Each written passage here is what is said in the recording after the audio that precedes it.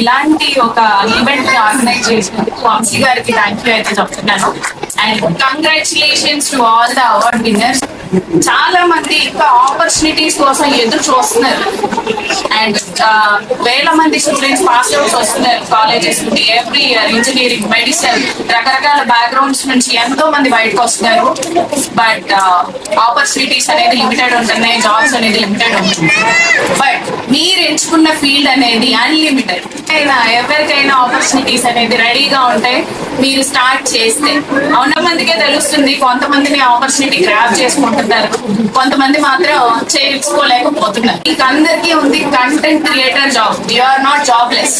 మీకు ఇంకా చెప్పాలి అంటే సాఫ్ట్వేర్ కంటే మీరే ఎక్కువ ఇన్కమ్ జనరేట్ చేస్తుంటారు నాకు తెలిసినంత వరకు. మనకి ఫాలోవర్స్ బేస్ ఉంటే సరిపోతుంది, రైట్?